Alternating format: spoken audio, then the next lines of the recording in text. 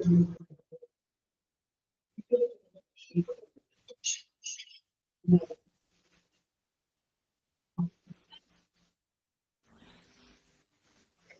morning.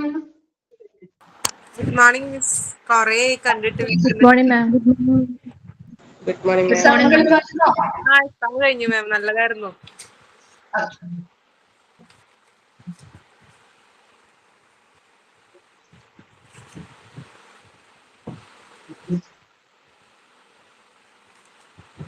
നമ്മൾ കഴിഞ്ഞ ക്ലാസ്സില് QC അല്ലേ സ്റ്റാർട്ട് ചെയ്തത്?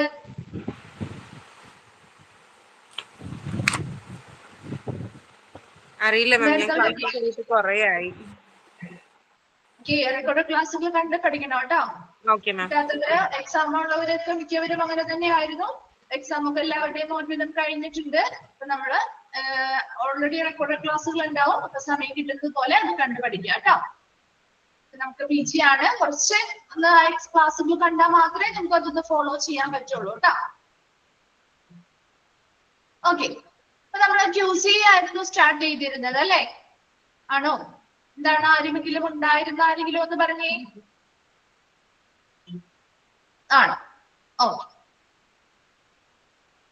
ജസ്റ്റ് സ്റ്റാർട്ട് ചെയ്തല്ലേ ഉള്ളൂ, നമ്മള് പറഞ്ഞത് കംപ്ലീറ്റ് ആയില്ലല്ലോ. ഓക്കെ,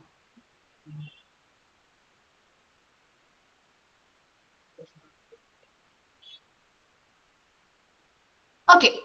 അപ്പൊ നമ്മൾ കുറച്ച് ഭാഗങ്ങൾ എടുക്കുന്നുണ്ട്. അക്രഡിറ്റേഷൻ 3 പേരായിട്ടാണ് നമ്മൾ എടുക്കുന്നത് കേട്ടോ. അപ്പൊ അതിന്റെ ക്ലാസ്സുകളും കിട്ടാത്തവരുണ്ടെങ്കിൽ അതങ്ങനെ ഒന്ന് നോക്കണം കേട്ടോ. ഞാൻ വാഹിദ മാം പിന്നെ രമ്യ മാം കൂടിയാണ് ഈ ഒരു ചാപ്റ്റർ 3 പേരായിട്ട് എടുക്കുന്നത്. ഒരു ലെങ്തി ചാപ്റ്റർ ആണ്. അപ്പൊ 3 പേരും 3 സെക്ഷൻ ആയിട്ട് തിരിച്ചാണ് എടുക്കുന്നത്. അപ്പൊ എന്നാൽ മാത്രമല്ല ഓരോ മോഡ്യൂളും കവർ ചെയ്ത് വിടാൻ വേണ്ടിയിട്ടാണ്. അപ്പൊ ഇപ്പൊ ഒരു ലാസ്റ്റ് മോഡ്യൂൾ ആണ് കേട്ടോ. ഈ ലാസ്റ്റ് മോഡ്യൂളാണ്, ചാപ്റ്റർ ആണ് കേട്ടോ ഈ ഒരു ചാപ്റ്റർ എന്ന് പറയുന്നത്. ഇതോടുകൂടി നമ്മുടെ ഈ ഒരു ഫസ്റ്റ് മോഡ്യൂളിന്റെ എല്ലാ ചാപ്റ്റേഴ്സും കംപ്ലീറ്റ് ആകും ഇത് കഴിയുന്നതോടുകൂടി. അപ്പൊ അത്രയും ചാപ്റ്റേഴ്സ് കവർ ചെയ്തിട്ടുണ്ട്. ഓരോ ടീച്ചേഴ്സിന്റെയും റെക്കോർഡ് ക്ലാസ്സുകൾ കണ്ട് നിങ്ങൾ മനസ്സിലാക്കേണ്ടി വരും കേട്ടോ. അപ്പൊ ഇതിന്റെ കണ്ടിന്യൂവേഷൻ എന്ന് പറയുന്നത് ഇപ്പൊ എടുക്കുന്ന ഭാഗത്ത് ആദ്യ ഭാഗത്തെ കണ്ടിന്യൂവേഷൻ ഞാൻ തന്നെയായിരിക്കും എടുക്കുക. അടുത്ത ഭാഗം JCA ലാഭം മുതലായിട്ടുള്ളവ അവർ 2 പേരുമായിരിക്കും, ആ 2 ടീച്ചേഴ്സുമായിരിക്കും കൈകാര്യം ചെയ്യുന്നത്. അപ്പൊ അവരുടെ ക്ലാസ്സുകൾ കൂടി ഒന്ന് ഈ ചാപ്റ്ററിൽ നിങ്ങൾ നോക്കുമ്പോൾ ഒന്ന് ശ്രദ്ധിക്കണം കേട്ടോ. ഓക്കെ, നമ്മൾ കുറച്ച് ഭാഗം പോന്നിട്ടുണ്ട്. ക്വാളിറ്റി കൗൺസിൽ ഓഫ് ഇന്ത്യ ആണ് നമ്മൾ എടുത്തുകൊണ്ടിരുന്നത് കേട്ടോ. QC അല്ലെങ്കിൽ quality council of India 6th line വരെ എടുത്തു അല്ലെ? ഓക്കെ, നമുക്ക് ജസ്റ്റ് ഒന്ന് റിവൈൻഡ് ചെയ്തിട്ട് അടുത്ത ഭാഗത്തേക്ക് പോവാം കേട്ടോ. ക്വാളിറ്റി കൗൺസിൽ ഓഫ് ഇന്ത്യ എന്ന് പറയുന്നത് അല്ലെങ്കിൽ QCA എക്സ്പാൻഡ് ഫോം ചോദിക്കാറുണ്ട്. QCA was set up in 1997. 1997 QCA സ്ഥാപിതമായത്. എങ്ങനെയൊക്കെയായിരുന്നു? jointly by the government of India and the Indian industry represented by the 3 premier industry associations. ആരൊക്കെ കൂടിയാണ് ഇത് സ്ഥാപിച്ചത്? ഗവൺമെന്റ് ഓഫ് ഇന്ത്യയും അതിലൊരു ഭാഗമാണ്. അതുകൂടാതെ ഇന്ത്യൻ ഇൻഡസ്ട്രി, ഇന്ത്യൻ വ്യവസായത്തെ പ്രമുഖീകരിക്കുന്ന അല്ലെങ്കിൽ റെപ്രസെന്റ് ചെയ്യുന്ന 3 പ്രീമിയർ ഇൻഡസ്ട്രി അസോസിയേഷൻസ്, 3 പ്രധാനപ്പെട്ട പ്രമുഖമായ ഇന്ത്യൻ അസോസിയേഷൻസ് ആണ്. ആ ഒരു 3 പേരും നിങ്ങൾ നോട്ട് ചെയ്ത് വെക്കണം കേട്ടോ. Associated chambers of commerce and industry of India, ASSOCHAM എന്ന എക്സ്പാൻഡഡ് ഫോമും ഷോർട്ട് ഫോമും പഠിച്ചു വെക്കണം കേട്ടോ. കാരണം എന്താന്ന് വെച്ച് കഴിഞ്ഞാല് അതിന്റെ ഒരു എക്സ്പാൻഡഡ് ഫോമും ഷോർട്ട് ഫോമും തെറ്റാൻ സാധ്യതയുണ്ട്. കാരണം എന്താ, അവിടെ ആ ഒരു ഷോർട്ട് ഫോം ഒന്ന് നോക്കി, നമ്മൾ സാധാരണ കണ്ടിരിക്കുന്ന ഒരു ഷോർട്ട് ഫോം ആണോ അത്? അല്ല അല്ലെ? ആണോ? സാധാരണ കാണുന്ന ഒരു ഷോർട്ട് ഫോം അല്ല. അപ്പൊ സ്വാഭാവികമായിട്ടും നമ്മളോട് ഒരു ഷോർട്ട് ഫോം ചോദിക്കുമ്പോ നേരെ തിരിച്ച് ചോദിക്കാം കേട്ടോ. അല്ലെങ്കിൽ 2 രീതിയിലും ചോദിക്കാം. വേണമെങ്കിൽ ഷോർട്ട് ഫോം ഏതാണെന്നും ചോദിക്കാം, അല്ലെന്നുണ്ടെങ്കിൽ എക്സ്പാൻഡഡ് ഫോമും ചോദിക്കാം. അപ്പൊ ആ സമയത്ത് നമുക്ക് എപ്പോഴും നമ്മൾ എങ്ങനെയാണ് ഷോർട്ട് ഫോം ഉണ്ടാകുക? ആദ്യത്തെ ലെറ്റേഴ്സ് അല്ലെ?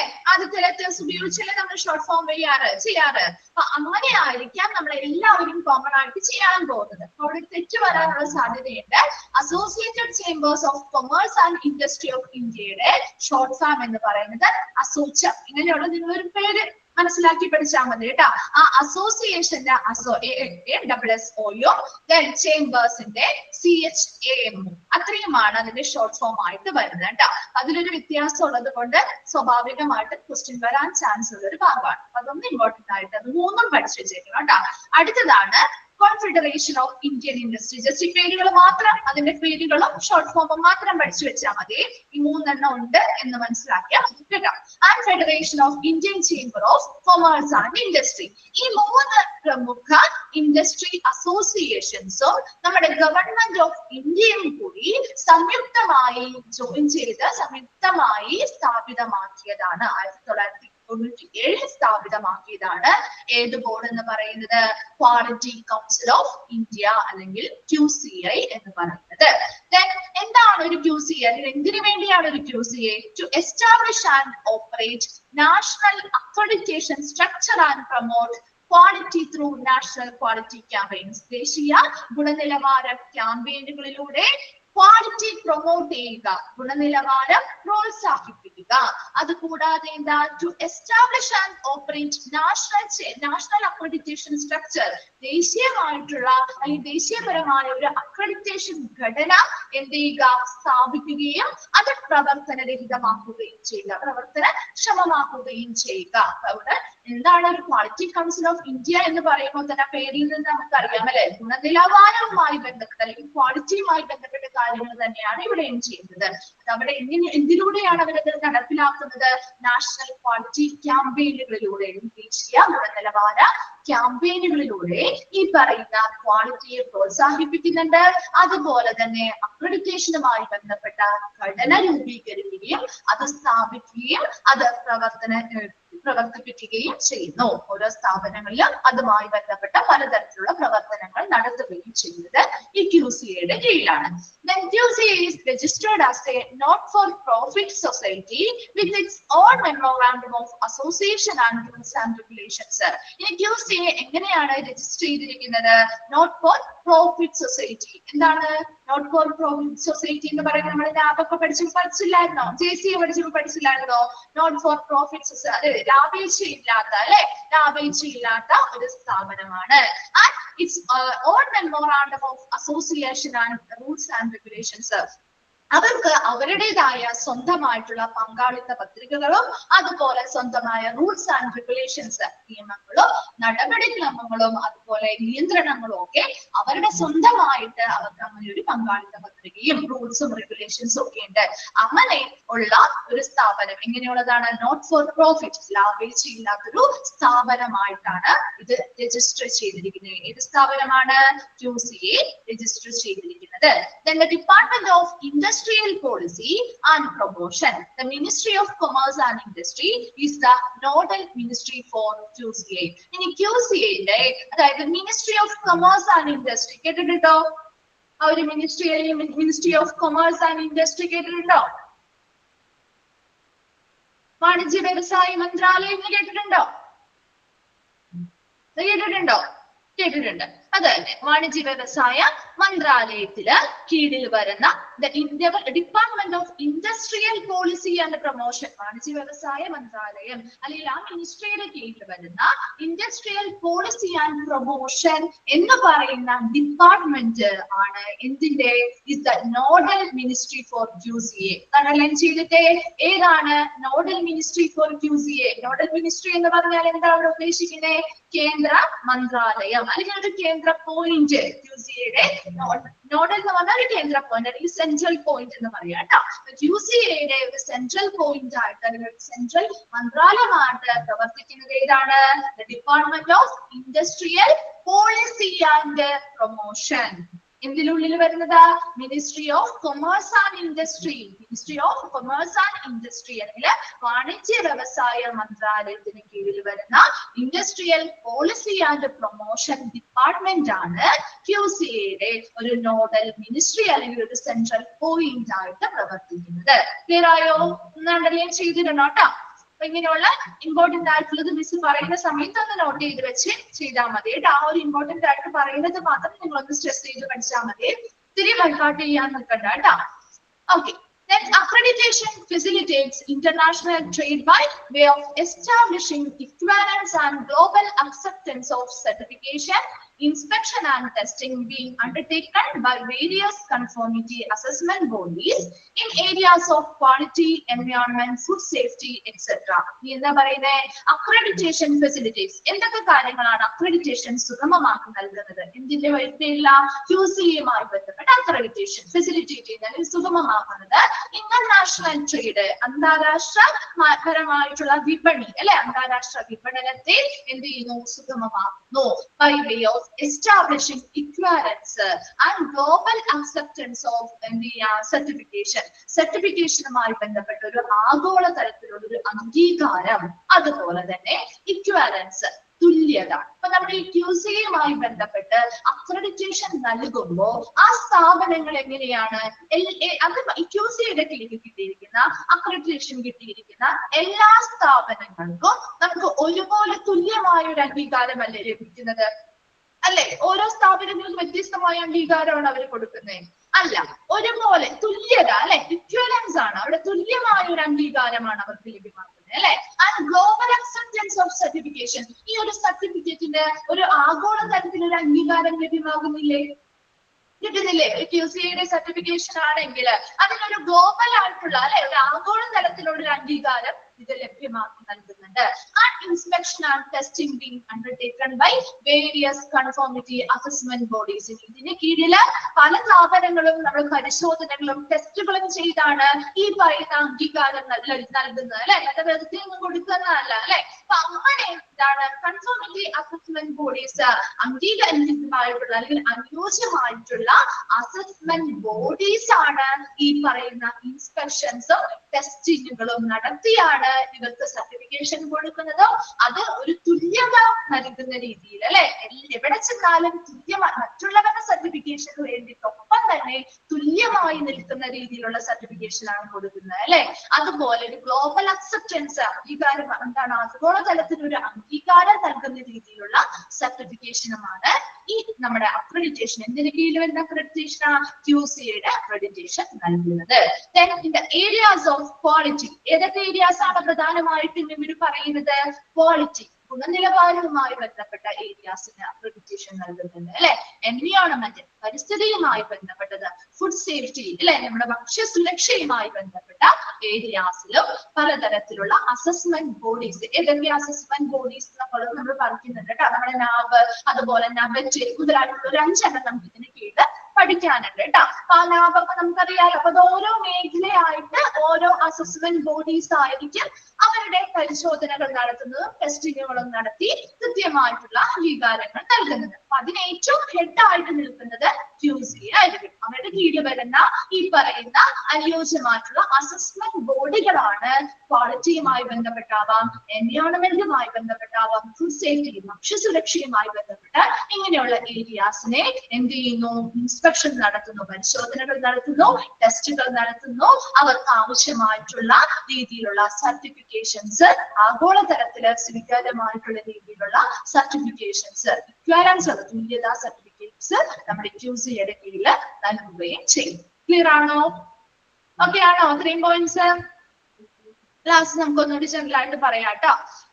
The National Quality Campaign aims at promoting quality by enabling manufacturers and suppliers of goods and services to apply quality standards and tools and simultaneously empowering consumers to demand quality goods or services. എന്താ പറയുന്നത്? ഈ പറയുന്ന ദേശീയ quality, ഗുണനിലവാരവുമായി ബന്ധപ്പെട്ട ക്യാമ്പയിനുകൾ പ്രധാനമായിട്ടും ലക്ഷ്യം വെക്കുന്നത് എന്താണ്? at promoting quality, ഗുണനിലവാരം പ്രോത്സാഹിപ്പിക്കുക. അത് ഏതൊരു അക്രഡിറ്റേഷൻ ബോഡിയും അത് തന്നെയാണ് ചെയ്യുക അല്ലെ. ഗുണനിലവാരം പ്രോത്സാഹിപ്പിക്കുക. ബൈ എനേബിളിംഗ്, എന്തിലൂടെയാണ്? Manufacturers and suppliers of goods and services, സാധനങ്ങളുടെയും സേവനങ്ങളുടെയും മാനുഫാക്ചറേഴ്സ് അല്ലെ, അതിന്റെ നിർമ്മാതാക്കളും അതുപോലെ അതിന്റെ വിതരണക്കാര്, അവരുമായിട്ട് അപ്ലൈ ക്വാളിറ്റി സ്റ്റാൻഡേർഡ്സ് അവരിലൂടെയാണ് നടപ്പിലാക്കുന്നത്. പറയുന്നത് അല്ലെ. അവരോട് എന്താ പറയുന്നത്? ടു അപ്ലൈ ക്വാളിറ്റി സ്റ്റാൻഡേർഡ്സ്, ഗുണനിലവാരമുള്ള മാനദണ്ഡങ്ങൾ അവിടെ അപ്ലൈ ചെയ്യുക. And tools and simultaneously empowering consumers to demand quality. ഇനി എന്താണ് ഒന്നാമത്തെ കാര്യം? എന്തിലൂടെയാണ് ക്വാളിറ്റി പ്രൊമോട്ട് ചെയ്യുക എന്ന് പറയുന്നത്? ഒന്നാമത്തത് സാധനങ്ങളും സേവനങ്ങളുടെയും നിർമ്മാതാക്കളും അതുപോലെ വിതരണക്കാരും, മാനുഫാക്ചേഴ്സ് ആൻഡ് ആരാണ്? സപ്ലയേഴ്സ് അല്ലെ. അവിടെ ഉണ്ടാക്കുന്ന ആളുകളുണ്ട്, വിതരണം ചെയ്യുന്ന ആളുകളുണ്ട്. അവരോട് എന്ത് പറയുന്നു? ഒരു സാധനം ഉണ്ടാക്കുന്ന സമയത്താണെങ്കിലും വിതരണം ചെയ്യുന്ന സമയത്താണെങ്കിലും നല്ല ക്വാളിറ്റി സ്റ്റാൻഡേർഡ്സും അതുപോലെ ടൂൾസും അവിടെ അപ്ലൈ ചെയ്യാനായിട്ട് പറയുന്നുണ്ട്. അതിലൂടെ നമുക്ക് എന്ത് ചെയ്യാൻ പറ്റും? ക്വാളിറ്റി പ്രൊമോട്ട് ചെയ്യാൻ പറ്റും. രണ്ടാമത്തത് simultaneously empowering consumers to demand quality. ആരോടാണ് ക്വാളിറ്റി ഡിമാൻഡ് ചെയ്യാനായിട്ട് പറയുന്നത്? ആരാണ് ക്വാളിറ്റി ഡിമാൻഡ് ചെയ്യാൻ പറയുന്നത്? ഗുണനിലവാരം ആവശ്യപ്പെടാനായിട്ട് കൺസ്യൂമേഴ്സ് അല്ലെങ്കിൽ ഉപഭോക്താക്കളെ ശാക്തീകരിക്കുകയും ചെയ്യുന്നു. എന്ന് വെച്ചാൽ എന്താ ഉദ്ദേശിക്കുന്നത്? അവിടെ ഒരു അക്രഡിറ്റേഷൻ നൽകുന്ന സ്ഥാപനം അല്ലെങ്കിൽ ഒരു അക്രഡിറ്റേഷൻ കിട്ടി എന്ന് മനസ്സിലായാൽ നമുക്ക് ആ ഒരു അക്രഡിറ്റേഷനുമായി ബന്ധപ്പെട്ട് ഇപ്പൊ ഒത്തിരി കാര്യങ്ങൾ നിങ്ങൾക്ക് അറിയില്ലേ? ഇല്ലേ? അക്രഡിറ്റേഷൻ എന്താണ്? അപ്പൊ അവിടെ ഒരു അക്രഡിറ്റേഷൻ കിട്ടിയ അല്ലെ കൺസ്യൂമേഴ്സിന് ഒരുപാട് കാര്യങ്ങൾ അറിയാം അല്ലെ. ഒരു അംഗീകാരം കിട്ടിയ സ്ഥാപനമാണ് എന്ന് മനസ്സിലാവുമ്പോ അവർ അതിനനുസരിച്ചുള്ള ഒരു സ്റ്റാൻഡേർഡ് അവിടെ പാലിച്ചില്ല എങ്കിൽ ഇവർക്കത് ആവശ്യപ്പെടാൻ പറ്റില്ലേ? ഇവർക്കറിയാം അക്രഡിറ്റേഷൻ കിട്ടിയാൽ ഒരു മിനിമം സ്റ്റാൻഡേർഡ് അവര് കീപ്പ് ചെയ്യണം എന്നുള്ളത് അല്ലെ. അങ്ങനെ കീപ്പ് ചെയ്ത് ചെയ്യാതെ വന്നാൽ ആർക്ക് ഡിമാൻഡ് ചെയ്യാമത്? നമ്മുടെ കൺസ്യൂമേഴ്സിന് അത് ആവശ്യപ്പെടാനായിട്ട് അവരെ എംപവർ ചെയ്യുക അല്ലെങ്കിൽ ശാക്തീകരിക്കാനോ ഈ QCA പ്രധാനമായിട്ടും ലക്ഷ്യം വെക്കുന്നുണ്ട്. അപ്പൊ എന്തൊക്കെ കാര്യങ്ങളാണ് നമ്മൾ QCAയുമായി ബന്ധപ്പെട്ട് പറഞ്ഞത്? ജസ്റ്റ് ഒരു വലിയ പാരഗ്രാഫ് ആയിട്ട് കിടക്കുന്ന ഇമ്പോർട്ടന്റ് ആയിട്ടുള്ളത് മാത്രം നിങ്ങൾ നോക്കി വായിച്ച് മനസ്സിലാക്കുക കേട്ടോ. മറ്റുള്ളവ ജസ്റ്റ് വായിച്ചു പോയാൽ മതി. ഇമ്പോർട്ടന്റ് എക്സാം ക്വസ്റ്റ്യൻ ബേസ് ചെയ്ത് വരുന്നത് മിസ് പറഞ്ഞു തന്നിട്ടുണ്ട് കേട്ടോ. ക്വാളിറ്റി കൗൺസിൽ ഓഫ് ഇന്ത്യ അല്ലെങ്കിൽ QCAയുടെ എക്സ്പാൻഡഡ് ഫോം ചോദിക്കാം. അതുപോലെ ഏത് വർഷമാണ് QCA സ്ഥാപിതമായത്? 1997 ആരൊക്കെ ചേർന്നാണ്? ഗവൺമെന്റ് ഓഫ് ഇന്ത്യയും അതുപോലെ തന്നെ ഇന്ത്യൻ ഇൻഡസ്ട്രിയെ പ്രതിനിധീകരിക്കുന്ന 3 പ്രമുഖ ഇൻഡസ്ട്രി അസോസിയേഷൻസ്. ഏതൊക്കെയാണ് ആ 3 അസോസിയേഷൻസ്? ഏതൊക്കെയായിരുന്നു? Associated chambers of Commerce and Industry of India, ASSOCHAM, and Confederation of Indian Industry, then Federation of Indian Chambers of Commerce and Industry. ഈ 3 സ്ഥാപനങ്ങളും അതുപോലെ തന്നെ ഗവൺമെന്റ് ഓഫ് ഇന്ത്യയും സംയുക്തമായി 1997 സ്ഥാപിതമാക്കിയ ഒരു ബോർഡാണ് ക്വാളിറ്റി കൗൺസിൽ ഓഫ് ഇന്ത്യ എന്ന് പറയുന്നത്. ഇതിന്റെ പ്രധാന ലക്ഷ്യം അല്ലെങ്കിൽ ഒരു ക്വാളിറ്റി കൗൺസിൽ ഓഫ് ഇന്ത്യ എന്തിനു വേണ്ടിയാണ്? പ്രധാനമായിട്ടും നാഷണൽ ക്വാളിറ്റി ക്യാമ്പയിനുകളിലൂടെ ദേശീയ ഗുണനിലവാര ക്യാമ്പയിനുകളിലൂടെ എന്താണ് പ്രൊമോട്ട് ചെയ്യുന്നത്? ക്വാളിറ്റി ഗുണനിലവാരം പ്രോത്സാഹിപ്പിക്കുക, അതുപോലെ തന്നെ അക്രഡിറ്റേഷനുമായി ബന്ധപ്പെട്ട ഒരു സ്ട്രക്ചർ അല്ലെങ്കിൽ ഘടനകൾ കൃത്യമായി സ്ഥാപിക്കുകയും പ്രവർത്തിപ്പിക്കുകയും ചെയ്യുക. Then QCA എന്ന് പറയുന്നത് ഒരു ലാഭേച്ഛയില്ലാത്ത ഒരു സൊസൈറ്റിയാണ്. അതിൽ അവർക്ക് സ്വന്തമായിട്ട് അവരുടേതായ പ്രവർത്തന പ്രക്രിയകളോ അവരുടേതായ പങ്കാളിത്ത പ്രക്രിയകളും അതുപോലെ പത്രികകളും അതുപോലെ അവരുടേതായ സ്വന്തമായ നിയമങ്ങളും റെഗുലേഷൻസ് നിയന്ത്രണങ്ങളും ഒക്കെ ഉണ്ട്. അപ്പൊ അതിലൂടെ രജിസ്റ്റർ ചെയ്തിട്ടുള്ള ഒരു ലാഭേച്ഛയില്ലാത്ത ഒരു സ്ഥാപനം അല്ലെങ്കിൽ ഒരു ബോർഡാണ് QCA എന്ന് പറയുന്നത്. ഇനി ഇവിടെ ഇതിന്റെ പ്രധാന നോഡൽ മിനിസ്ട്രി എന്ന് പറയുന്നത് ഏതാണെന്ന് പറഞ്ഞത്? ഏതാണ് നോഡൽ മിനിസ്ട്രി ഫോർ QCA? ഏതാണ് പറഞ്ഞത്? Department of industrial policy and promotion. കേട്ടോ, അത് ഇമ്പോർട്ടന്റ് ആണ് കേട്ടോ, ചോദിക്കാറുണ്ട്. Department of industrial policy and promotion എന്തിന് കീഴിൽ വരുന്ന? മിനിസ്ട്രി ഓഫ് കൊമേഴ്സ് ആൻഡ് ഇൻഡസ്ട്രിക്ക് കീഴിൽ വരുന്ന department of industrial policy and promotion ആണ് QCAയുടെ നോഡൽ മിനിസ്ട്രി അല്ലെങ്കിൽ കേന്ദ്ര മന്ത്രാലയം എന്ന് പറയുന്നത്. അക്രഡിറ്റേഷൻ എന്തിനൊക്കെയാണ് സുഗമമാക്കുന്നത്? ഇന്റർനാഷണൽ ട്രേഡ്, ആഗോള വ്യവസായത്തെ അല്ലെങ്കിൽ ആഗോള വിപണനത്തെ ഫെസിലിറ്റേറ്റ് ചെയ്യുന്നു. ചെയ്യുന്നു അല്ലെ, ബൈ വേ ഓഫ് എസ്റ്റാബ്ലിഷിംഗ്. എന്തിലൂടെയൊക്കെയാണ്? ഒരു തുല്യത അവിടെ കൊണ്ടുവരുന്നുണ്ട് അല്ലെ, തുല്യമായിട്ടുള്ള രീതിയിൽ. അതുപോലെ എന്താണ്? ഗ്ലോബൽ അക്സെപ്റ്റൻസ്, ആഗോളതലത്തിലുള്ള അംഗീകാരം നൽകുന്ന രീതിയിലുള്ള സർട്ടിഫിക്കേഷൻ ആണ് അവിടെ കൊടുക്കുന്നത് അല്ലെ. ഇനി ഇവിടെ സർട്ടിഫിക്കേഷൻ കൊടുക്കാൻ ആവശ്യമായ ഇൻസ്പെക്ഷൻസ്, പരിശോധനകളും ടെസ്റ്റിങ്ങുകളും നൽകുന്നത് അനുയോജ്യമായിട്ടുള്ള അസസ്മെന്റ് ബോഡീസ് ആയിരിക്കും. ഇത്രയും ക്ലിയർ ആണല്ലോ. ഇനി ഏതൊക്കെ ഏരിയാസിലാണ് അവർ പ്രധാനമായിട്ട് ഫോക്കസ് ചെയ്യുന്നത്? ക്വാളിറ്റി, ഗുണനിലവാരം, എൻവയോൺമെന്റ്, പരിസ്ഥിതിയുമായി ബന്ധപ്പെട്ട കാര്യങ്ങള്, ഫുഡ് സേഫ്റ്റി, ഭക്ഷ്യ സുരക്ഷയുമായി ബന്ധപ്പെട്ട ഏരിയാസിലാണ് കൂടുതലും ഫോക്കസ് ചെയ്യുന്നത്. നാഷണൽ ക്വാളിറ്റി ക്യാമ്പയിനുകളിലൂടെ അല്ലെങ്കിൽ ദേശീയ ഗുണനിലവാര ക്യാമ്പയിനിന്റെ പ്രധാന ലക്ഷ്യം എന്ന് പറയുന്നത് ക്വാളിറ്റി പ്രൊമോട്ട് ചെയ്യുക.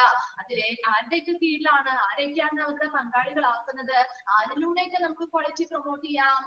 മാനുഫാക്ചേഴ്സ് ആൻഡ് സപ്ലയേഴ്സ്, സാധനങ്ങളും സേവനങ്ങളും നിർമ്മിക്കുന്നവരും വിതരണം ചെയ്യുന്നവരോടും അവരുടെ ഓരോ പ്രോസസ്സിലും, നിർമ്മിക്കുന്ന സമയത്തായിക്കോട്ടെ വിതരണം ചെയ്യുന്ന സമയത്തായിക്കോട്ടെ, കൃത്യമായ ക്വാളിറ്റി സ്റ്റാൻഡേർഡ്സും ടൂൾസും അവിടെ അപ്ലൈ ചെയ്യാനായിട്ട് പറയുന്നുണ്ട് അല്ലെ.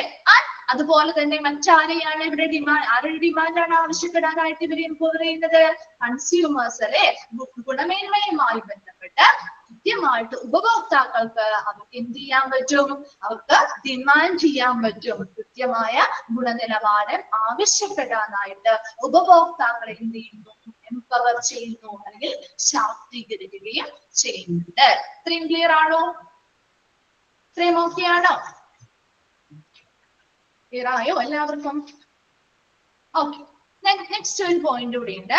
Then the promotion of quality encompasses all segments including manufacturing, health, education and public services. ഇനി ഈ ഒരു ക്വാളിറ്റിയുമായി ബന്ധപ്പെട്ട പ്രൊമോഷനില് ഉൾപ്പെടുന്നത് അല്ലെങ്കിൽ ഉൾക്കൊള്ളുന്നത് എന്തൊക്കെയാണ്? എല്ലാ വിഭാഗവും ഏതൊക്കെയാണ്?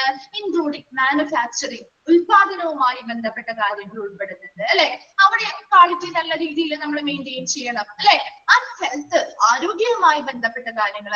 എഡ്യൂക്കേഷൻ, വിദ്യാഭ്യാസത്തിലും ക്വാളിറ്റി വേണ്ടേ? വേണ്ടേ? നമ്മുടെ ഓരോ വിദ്യാഭ്യാസ സ്ഥാപനങ്ങളിലും നമുക്ക് അംഗീകാരങ്ങൾ കൊടുക്കാറില്ലേ? അവിടെ വേണം അല്ലെ.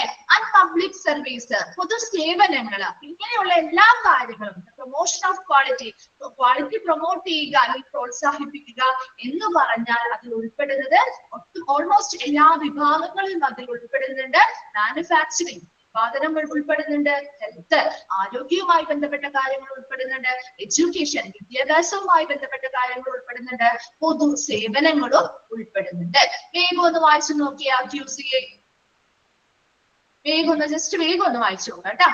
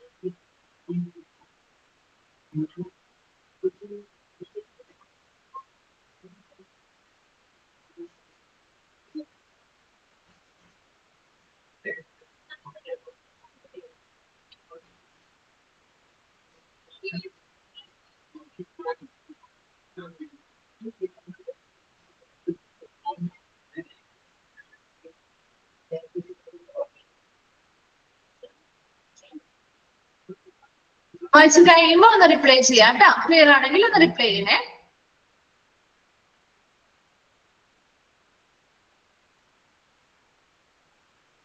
പിന്നെ ഒരുപാട് വലിയ പാരഗ്രാഫ് ഒക്കെ ആവുമ്പോൾ നിങ്ങൾ ഇമ്പോർട്ടന്റ് ആയിട്ടുള്ളത് നോട്ട് ചെയ്ത് പഠിക്കാം കേട്ടോ. ഒത്തിരി വലിയ പാരഗ്രാഫ് ആവുമ്പോൾ നമുക്ക് കാണുമ്പോഴും വായിക്കുമ്പോഴും ഒക്കെ ഒത്തിരി ബുദ്ധിമുട്ട് വരും. അപ്പൊ നിങ്ങളുടേതായ രീതിയിൽ ഒന്ന് ഷോർട്ട് ചെയ്തൊക്കെ വെച്ചിട്ട് ഒന്ന് പഠിക്കാൻ ശ്രമിക്കാം കേട്ടോ. ഇനി വരുന്ന ചാപ്റ്റേഴ്സ് ആണെങ്കിലൊക്കെ കുറച്ച് ലെങ്തി ചാപ്റ്ററുകളാണ്. കുറച്ച് വലിയ വലിയ ഭാഗങ്ങളൊക്കെ വരുന്നുണ്ട്. അങ്ങനെയുള്ള ഭാഗങ്ങൾ വരുമ്പോൾ നിങ്ങളൊന്ന് ഷോർട്ട് ചെയ്തിട്ട് സ്വന്തമായിട്ട് നമുക്കൊരു നോട്ട് പ്രിപ്പയർ ചെയ്യാലോ. ഷോർട്ട് നോട്ട്സ് ആക്കി വെച്ചിട്ട് ഇമ്പോർട്ടന്റ് ആയിട്ടുള്ളത് നോക്കി പഠിച്ചു വെക്കാം കേട്ടോ.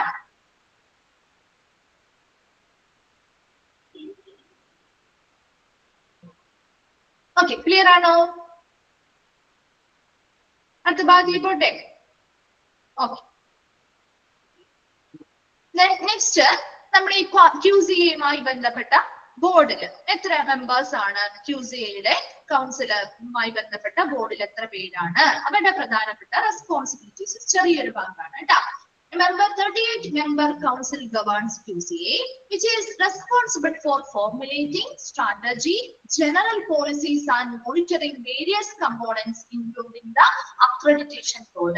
ഇവിടെ ബോർഡ് എന്ന് പറയുന്നത് QCA-യിലെ മെമ്പേഴ്സ് അല്ലെങ്കിൽ അംഗങ്ങൾ അടങ്ങിയിട്ടുള്ളതാണ് കേട്ടോ. ആ ഒരു ബോർഡിൽ ആരൊക്കെയാണ് വരുന്നത്? ഒരു 38 അംഗ കൗൺസിലാണ്, ഈ മെമ്പേഴ്സ് അടങ്ങിയ ഒരു കൗൺസിലാണ് QCA ഗവേൺ ചെയ്ത് അല്ലെങ്കിൽ ഭരിക്കുന്നത്. ഒന്നാണ് ചെയ്തിട്ടുണ്ട് കേട്ടോ. 38-member council governs QCA. QCA ഒരു 38 അംഗങ്ങൾ അടങ്ങിയ ഒരു കൗൺസിലാണ് QCA ഭരിക്കുന്നത്. അത് ആരൊക്കെയാണെന്ന് നിങ്ങൾക്ക് പഠിക്കാനില്ല കേട്ടോ. ജസ്റ്റ് ആ നമ്പർ മാത്രം ഒന്ന് നോക്കിയാൽ മതി കേട്ടോ.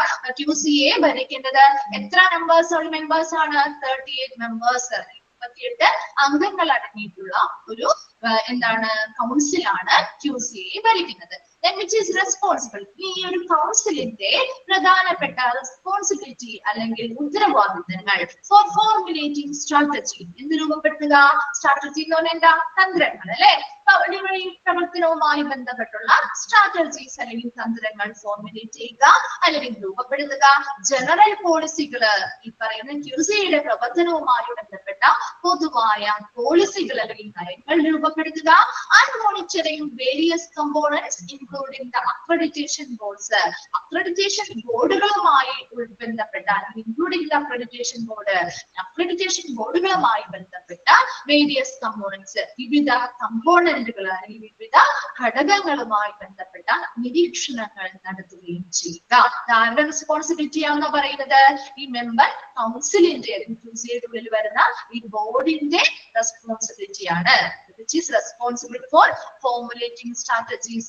ഈ ഒരു QCA-യുമായി ബന്ധപ്പെട്ട പ്രവർത്തനവുമായി ബന്ധപ്പെട്ട സ്ട്രാറ്റജീസ് അല്ലെങ്കിൽ തന്ത്രങ്ങൾ രൂപീകരിക്കുക, ജനറൽ പോളിസികൾ അല്ലെങ്കിൽ പൊതുവായ നയങ്ങൾ രൂപീകരിക്കുക, ആൻഡ് അക്രഡിറ്റേഷൻ ബോർഡുകളുമായി ഉൾപ്പെട്ടിട്ടുള്ള വേരിയസ് കമ്പോണന്റ്സ് അല്ലെങ്കിൽ വിവിധ ഘടകങ്ങളെ നിരീക്ഷിക്കുകയും ചെയ്യുക. Then the council ensures transparency and credibility amongst the entire system. ഈ ഒരു QCA-യുമായി ബന്ധപ്പെട്ട മുഴുവൻ സംവിധാനങ്ങളിലും ഒരു ട്രാൻസ്പാരൻസി, സുതാര്യതയും ആൻഡ് ക്രെഡിബിലിറ്റി. എന്താണ് ക്രെഡിബിലിറ്റി? വിശ്വാസ്യതയും കൗൺസിൽ എന്ത് ചെയ്യുന്നുണ്ട്? ഉറപ്പാക്കുന്നുണ്ട്. ഈ ഒരു QCA-യുടെ വരുന്ന ഈ ബോർഡില് 38 മെമ്പർ കൗൺസിലേഴ്സ് ആണുള്ളത് അല്ലെ, മെമ്പേഴ്സ് ആണ്, അംഗങ്ങളാണുള്ളത്. ഈ കൗൺസിലിന്റെ റെസ്പോൺസിബിലിറ്റി ആണ് നമ്മൾ പറയുന്നത്. എന്താണ്? QCA 38 അംഗ കൗൺസിലാണ് ശരിക്കും ഭരിക്കുന്നത്. QCA-യുമായി ബന്ധപ്പെട്ട കൃത്യമായ സ്ട്രാറ്റജീസ് രൂപപ്പെടുത്തുക, ജനറൽ പോളിസികൾ ഫോർമുലേറ്റ് ചെയ്യുക, അതുപോലെ അക്രഡിറ്റേഷൻ ബോഡീസുമായി ബന്ധപ്പെട്ട വിവിധ ഘടകങ്ങൾ എന്ത് ചെയ്യുക? മോണിറ്റർ ചെയ്യുക, നിരീക്ഷിക്കുകയും ചെയ്യേണ്ടത് ആരുടെ റെസ്പോൺസിബിലിറ്റിയാ? ഈ കൗൺസിലിന്റെ റെസ്പോൺസിബിലിറ്റിയാണ്. രണ്ടാമത് പറഞ്ഞ എന്താ? QCA-യുമായി ബന്ധപ്പെട്ട ഇന്ത്യൻ സിസ്റ്റം മുഴുവൻ സംവിധാനങ്ങളിലും സുതാര്യതയും വിശ്വാസ്യതയും ഈ കൗൺസില് ഉറപ്പുവരുത്തുകയും ചെയ്യുന്നുണ്ട്. വേഗം ഒന്ന് വായിച്ചു നോക്കിയേ ബോർഡ്.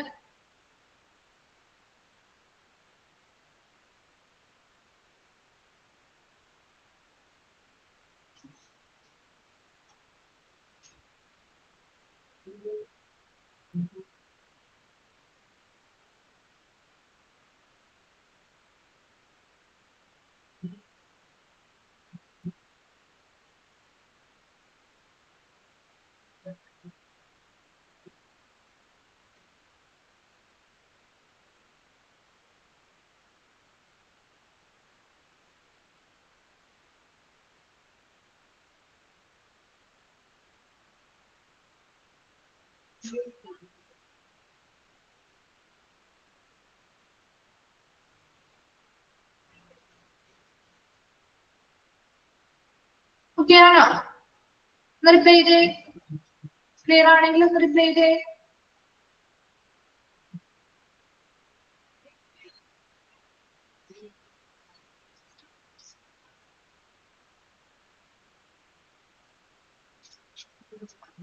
ഓക്കെ,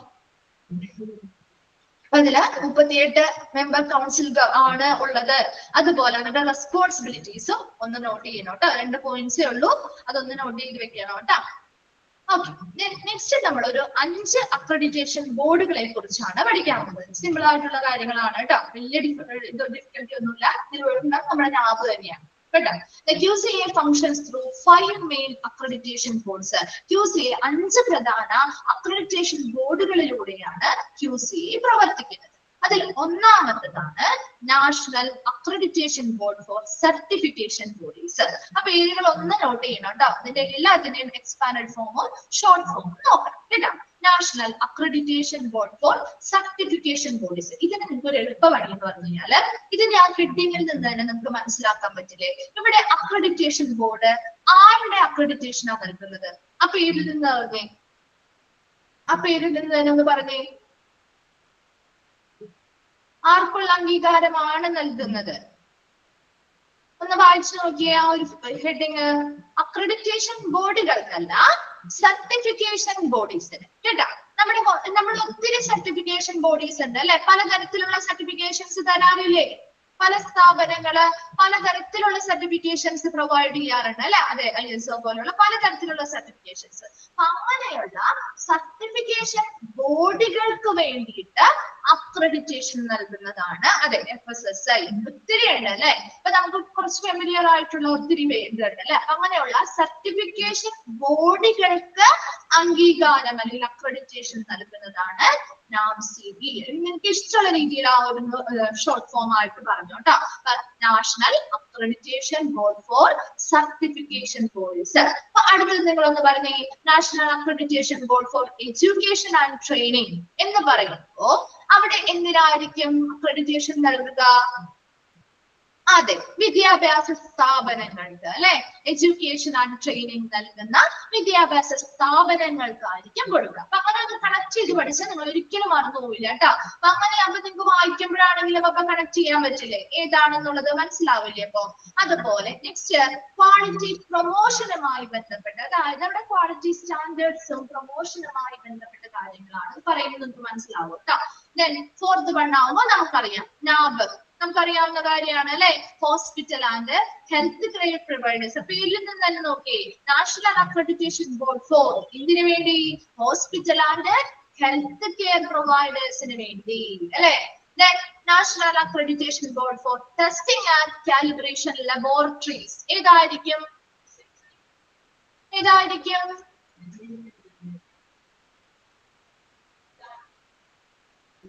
അതെ, ലാബുമായിട്ട് ബന്ധപ്പെട്ട് അല്ലെ, ലബോറട്ടറീസുമായി ബന്ധപ്പെട്ടത്. അപ്പൊ അങ്ങനെ ആ ഒരു പേരുമായിട്ട് ബന്ധപ്പെട്ട് കണക്ട് ചെയ്ത് പഠിക്കാലോ അല്ലെ. നിങ്ങൾക്ക് അങ്ങനെ ഒന്ന് ഷോർട്ട് ഫോം ചെയ്ത് പഠിച്ചാൽ മതി കേട്ടോ. അതാണ് കുറച്ചും കൂടി എളുപ്പം. അല്ലെങ്കിൽ നിങ്ങൾക്ക് അത് മുഴുവൻ ബൈഹാർട്ട് ചെയ്യേണ്ടി വരും. അത് വേണം കേട്ടോ. ഒന്ന് കണക്ട് ചെയ്ത് നിങ്ങളൊന്ന് മനസ്സിലാക്കി പഠിച്ചാൽ മതി കേട്ടോ. അപ്പൊ ആ ഉള്ളിൽ വരുന്ന കാര്യങ്ങളും അപ്പൊ നിങ്ങൾക്ക് ഓട്ടോമാറ്റിക്കലി ഓർമ്മ വന്നു കേട്ടോ. അപ്പൊ നമുക്ക് ഫസ്റ്റ് വൺ നോക്കാം. National accreditation board for certification bodies. ഇത് ഇമ്പോർട്ടന്റ് ആണ് കേട്ടോ. ഷോർട്ട് ഫോം ചോദിക്കാൻ ഈ 5 എണ്ണവും ഷോർട്ട് ഫോമും എക്സ്പാൻഡഡ് ഫോമും നിർബന്ധമായിട്ട് പഠിക്കണം കേട്ടോ. Okay. Okay, the board confers accreditation to various certification bodies. അറിയാലോ, നമ്മളിപ്പോ പറഞ്ഞ കാര്യം തന്നെ അല്ലെ. വിവിധ സർട്ടിഫിക്കേഷൻ ബോഡികൾക്ക് അല്ലെ, നിരവധി സർട്ടിഫിക്കേഷൻ ബോഡികളുണ്ട്. അങ്ങനെയുള്ള സർട്ടിഫിക്കേഷൻ ബോഡികൾക്ക് അംഗീകാരം അല്ലെങ്കിൽ അക്രഡിറ്റേഷൻ നൽകുന്ന ഒരു ബോർഡാണ് NABCB അല്ലെങ്കിൽ national accreditation board for certification bodies എന്ന് പറയുന്നത്. ഫസ്റ്റ് സെന്റൻസ് ഒന്ന് അണ്ടർലൈൻ ചെയ്തിട്ടേ. The board confers accreditation to various certification bodies. ഈ ബോർഡ് ആർക്കാണ് അംഗീകാരം അല്ലെങ്കിൽ അക്രഡിറ്റേഷൻ നൽകുന്നത്? നിരവധി സർട്ടിഫിക്കേഷൻ ബോഡികൾക്ക് അംഗീകാരം നൽകുന്നു. And it follows the ISO. ഒന്ന് അണ്ടർലൈൻ ചെയ്തിട്ടേ. ISO 17707 guidelines for accreditation. അക്രഡിറ്റേഷന് വേണ്ടി ഇവർ ഫോളോ ചെയ്യുന്നത് എന്താണ്? അവർ പാലിക്കുന്ന ഗൈഡ് ലൈൻ ആണ് ISO 17707 എന്ന് പറയുന്ന ആ ഒരു ഗൈഡ് ലൈൻ. എന്തുകൊണ്ടാണ് അവർ അത് ഫോളോ ചെയ്യണം എന്ന് പറയുന്നത്, ഇത് ഫോളോ ചെയ്യുന്നുണ്ടെന്ന് പറയുന്നത്? ഇത് ശരിക്കും ഒരു ഇന്റർനാഷണൽ സ്റ്റാൻഡേർഡ് ആണ്. ISO 17707 എന്ന് പറയുന്ന ഗൈഡ്ലൈൻസ് ആണ് ഒരു ഇന്റർനാഷണൽ സ്റ്റാൻഡേർഡ് ആണ്. അത് എന്തിനു വേണ്ടിയായിരിക്കും അങ്ങനെ ഒരു ഇന്റർനാഷണൽ സ്റ്റാൻഡേർഡ് ഇവർ ഫോളോ ചെയ്യുന്നത്? എന്തിനു വേണ്ടിയായിരിക്കും? ഈ സ്റ്റാൻഡേർഡിൽ പ്രധാനമായിട്ടും ഇവിടെ പറയുന്ന കാര്യം ഒരു അക്രഡിറ്റേഷൻ ബോഡികൾക്ക് ആവശ്യമായ റിക്വയർമെന്റ്സ് അല്ലെങ്കിൽ ആവശ്യകതകൾ മുതലായ കാര്യങ്ങളാണ് പ്രധാനമായിട്ടും ഈ സ്റ്റാൻഡേർഡ്, ഈ ഒരു ഇന്റർനാഷണൽ സ്റ്റാൻഡേർഡിൽ ഉൾപ്പെടുന്നത്. അത് എന്തിനു വേണ്ടിയായിരിക്കും, ഇത് എന്തിനെയാണ് സഹായിക്കുന്നത്, എന്താണ് ഇത് ഉറപ്പുവരുത്തുന്നത് എന്ന് വെച്ച് കഴിഞ്ഞാൽ ഈ അക്രഡിറ്റേഷൻ ബോഡികൾ ഈ ഒരു നാഷണൽ സ്റ്റാൻഡേർഡ് ഫോളോ ചെയ്യുന്നത് കൊണ്ട് തന്നെ, ഒരു ഇന്റർനാഷണൽ സ്റ്റാൻഡേർഡ് ഫോളോ ചെയ്യുമ്പോൾ എല്ലാ സ്ഥാപനങ്ങളും ഇതേ സ്റ്റാൻഡേർഡ്സ് ഫോളോ ചെയ്ത് കഴിഞ്ഞാൽ എന്താണ് അവിടെ ഉണ്ടാവുക, എന്തായിരിക്കും ആ വേൾഡിലെ ഒട്ടുമിക്ക, അതായത് അക്രഡിറ്റേഷനുമായി ബന്ധപ്പെട്ട എല്ലാ ബോഡികളും, വേൾഡിലുള്ള എല്ലാ അക്രഡിറ്റേഷൻ ബോഡികളും ഇതേ സ്റ്റാൻഡേർഡ്സ് പാലിക്കുന്നതിലൂടെ ഒരു സെയിം സ്റ്റാൻഡേർഡ് എല്ലായിടത്തും നമുക്ക് ഉറപ്പുവരുത്താൻ പറ്റും അല്ലെ. സെയിം ആയിട്ടുള്ള സ്റ്റാൻഡേർഡ്സ് അല്ലെങ്കിൽ മാനദണ്ഡങ്ങൾ എല്ലായിടത്തും നമുക്ക് ഉറപ്പുവരുത്താൻ പറ്റും. അത് ഈക്വൽ ആയിട്ടുള്ള റിക്വയർമെന്റ്സ് ആണ് അവിടെ ഉദ്ദേശിക്കുന്നത്. അതുകൊണ്ട് തന്നെ ഇവരും എന്ത് തന്നെയാ ഫോളോ ചെയ്യുന്നത്, ഈ ISO 700-7011 ഒരു ഇന്റർനാഷണൽ സ്റ്റാൻഡേർഡ് ആണ്. ആ സ്റ്റാൻഡേർഡ് തന്നെയാണ് ഇവരും ഫോളോ ചെയ്യുന്നത്. അതിലൂടെ ഈ അക്രഡിറ്റേഷൻ ബോഡി, വേൾഡ് വൈഡ് ആയിട്ടുള്ള അക്രഡിറ്റേഷൻ ബോഡികൾക്ക് ഒരു സെയിം സ്റ്റാൻഡേർഡ് നമുക്ക് ഉറപ്പുവരുത്താനായിട്ട് പറ്റും. അല്ലെങ്കിൽ ഒരു സ്ഥാപനത്തിന് വ്യത്യാസം മറ്റൊരു സ്ഥാപനത്തിന് മറ്റൊരു രീതി, അങ്ങനെയല്ല. എല്ലാ സ്ഥാപനങ്ങൾക്കും ഒരേപോലെയുള്ള സ്റ്റാൻഡേർഡ്സ് നമുക്ക് കൃത്യമായിട്ട് കീപ്പ് ചെയ്യാൻ വേണ്ടിയിട്ടാണ് ഇതുപോലുള്ള ഒരു ഇന്റർനാഷണൽ സ്റ്റാൻഡേർഡ് ഫോളോ ചെയ്യുന്നത്. മനസ്സിലായോ? ക്ലിയർ ആയോ? Then it follows the അവർ ഫോളോ ചെയ്യുന്ന ഈ ഒരു CB ഫോളോ ചെയ്യുന്ന ഗൈഡ് ലൈൻ ഏതാണെന്നൊന്ന് നോട്ട് ചെയ്ത് വെക്കണം കേട്ടോ. Then as per the appropriate international criteria, ഇനി എന്താ ഉചിതമായിട്ടുള്ള ഒരു അന്താരാഷ്ട്ര ക്രൈറ്റീരിയ അല്ലെങ്കിൽ മാനദണ്ഡങ്ങൾക്കനുസരിച്ച് NACB is a part of the international structure of certification and inspection bodies. ഇത് എന്തിന്റെ ഭാഗമാണ്? ഒരു അന്താരാഷ്ട്ര സർട്ടിഫിക്കേഷൻ ഘടനയുടെയും ആൻഡ് ഇൻസ്പെക്ഷൻ ബോഡി, പരിശോധനയുമായി ബന്ധപ്പെട്ട ബോഡീസിന്റെയും ഒരു ഭാഗമാണ് ശരിക്കും NACB എന്ന് പറയുന്നത് അല്ലെ. ഇവിടെ പ്രധാനമായിട്ടും സർട്ടിഫിക്കേഷനുമായി ബന്ധപ്പെട്ട കാര്യങ്ങളാണ് നമ്മൾ ഇവിടെ നോക്കുന്നത് അല്ലെ. ഇൻസ്പെക്ഷൻ ബോഡീസ് അതിനു വേണ്ടിയിട്ടുള്ള പരിശോധനകൾ നടത്തുന്നുണ്ട്. സർട്ടിഫിക്കേഷനുമായി ബന്ധപ്പെട്ട ഒരു അന്താരാഷ്ട്ര ഘടന രൂപപ്പെടുത്തുകയും ചെയ്തിട്ടുണ്ട്. അതിന്റെ ഒരു ഭാഗമാണ് ശരിക്കും NACB. അപ്പൊ ഇതിൽ നിന്ന് തന്നെ നമുക്കറിയാലോ, സർട്ടിഫിക്കേഷൻ ബോഡികൾക്ക് വേണ്ടിയിട്ടുള്ളതാവുമ്പോൾ സർട്ടിഫിക്കേഷനുമായി ബന്ധപ്പെട്ട് അംഗീകാരം കൊടുക്കണമെങ്കിൽ അതിൻ്റെതായ ഒരു സ്ട്രക്ചർ രൂപപ്പെടുത്തണം വേണ്ടേ. അതിനനുസരിച്ചുള്ള ഇൻസ്പെക്ഷൻസ് നടത്തണം അല്ലെ, പരിശോധനകൾ നടത്തണം. അപ്പൊ അതൊക്കെ ഇതിന്റെ പാർട്ടാണ്, ഇതിൽ വരുന്ന ഒരു ഭാഗമാണ്. Then the board identifies requirements for the competence of the bodies executing inspection, and additionally it ensures neutral and steady activities of inspection. ഇനി എന്താ ഇവിടെ പരിശോധന നടത്തുന്ന ബോഡികൾക്കുള്ള യോഗ്യതകള് അല്ലെ. ഒരു സർട്ടിഫിക്കേഷൻ ബോഡി എന്ന് പറയുമ്പോൾ നമുക്കറിയാലോ, അവിടെ സർട്ടിഫിക്കേഷൻ, ഒരു സ്ഥാപനം ഒരു സർട്ടിഫിക്കേഷൻ നൽകുന്നു. ഇപ്പൊ ഒരു ISO സർട്ടിഫിക്കേഷൻ നമുക്ക് നൽകുന്നു, അല്ലെങ്കിൽ ഒരു FSSAI, അതായത് കുറച്ചും കൂടി എളുപ്പം അല്ലെ. ഒരു FSSAI സർട്ടിഫിക്കേഷൻ നൽകുന്നു, ഒരു വെറുതെ നമുക്ക് സർട്ടിഫിക്കേഷൻ തരുമോ? ഇല്ല. അവരതിൻ്റെതായ പരിശോധനകളും കാര്യങ്ങളൊക്കെ ചെയ്തിട്ടല്ലേ തരാം അല്ലെ. അപ്പൊ അങ്ങനെയുള്ള പരിശോധന നടത്തുന്ന ബോഡികൾ അവിടെ ഉദ്ദേശിക്കുന്നത് ഏതാ? അങ്ങനെയുള്ള സർട്ടിഫിക്കേഷൻ നൽകുന്ന ബോഡികൾ. അവർക്ക് യോഗ്യതകൾ വേണമല്ലോ, വേണ്ടേ. ഇപ്പൊ ഒരു FSSAIക്ക് അതിൻ്റെതായ യോഗ്യത വേണം, ഒരു ISOന് അതിൻ്റെതായ യോഗ്യത വേണം അല്ലെ. അപ്പൊ അങ്ങനെയുള്ള പരിശോധന നടത്തുന്ന ബോഡികൾക്കുള്ള യോഗ്യതകള് അല്ലെങ്കിൽ യോഗ്യതകൾക്കുള്ള ആവശ്യകതകൾ, എന്തൊക്കെ യോഗ്യതകളാണ് അവർ വേണ്ടത്, അതിന്റെ എന്തൊക്കെ ആവശ്യകതകൾ ആ ഒരു പരിശോധന നടത്തുന്ന ബോഡികൾക്കുണ്ട് എന്ന് ആരാണ് തിരിച്ചറിയുന്നത്? ഈ NACB എന്ന് പറയുന്ന ബോർഡാണ് അത് തിരിച്ചറിയുന്നതും അതിനനുസരിച്ചുള്ള കാര്യങ്ങൾ അവർ നടപ്പിലാക്കിയാൽ മാത്രമേ അവർക്ക് അവർ ഈ ഒരു സ്ഥാപനം എന്ത് ചെയ്യുള്ളൂ, അംഗീകാരം നൽകുകയുള്ളൂ. മനസ്സിലാവുന്നുണ്ടോ? മിസ് പറയുന്നത് എന്താണെന്ന് clear ആക്കിയിട്ടുണ്ടോ? Then additionally it ensures neutral and steady activities of inspection. ഇനി എന്താ, കൂടാതെ പരിശോധന, ഇൻസ്പെക്ഷൻ അല്ലെങ്കിൽ അവരുടെ പരിശോധന എന്ന് പറയുന്നത് നിഷ്പക്ഷമായിരിക്കും. ആൻഡ് സ്റ്റഡി എന്താണ്, സ്ഥിരവുമായിട്ടുള്ള പ്രവർത്തനങ്ങൾ ഇവിടെ ഉറപ്പാക്കുകയും ചെയ്യുന്നു. ഇവിടെ നിഷ്പക്ഷമായിട്ടും സ്ഥിരവുമായിട്ടുള്ള പ്രവർത്തനങ്ങൾ എന്തിലാണ്? ആ ഒരു ഇൻസ്പെക്ഷനുമായി ബന്ധപ്പെട്ട്, പരിശോധനയുമായി ബന്ധപ്പെട്ട് നിഷ്പക്ഷവും സ്ഥിരവുമായിട്ടുള്ള പ്രവർത്തനങ്ങളും ഇവിടെ NACB ഉറപ്പുവരുത്തുന്നുണ്ട്. കുറച്ച് കാര്യങ്ങൾ പറയുന്നുള്ളൂ. National accreditation board for certification bodies എന്ന് പറഞ്ഞാൽ നിങ്ങൾ മനസ്സിലാക്കേണ്ടത് നിരവധി സർട്ടിഫിക്കേഷൻ ബോഡീസ് ഉണ്ട്. അവർക്കുള്ള അംഗീകാരം അല്ലെങ്കിൽ അക്രഡിറ്റേഷൻ നൽകുന്ന ഒരു ബോർഡാണ് NAVCB എന്ന് പറയുന്നത്.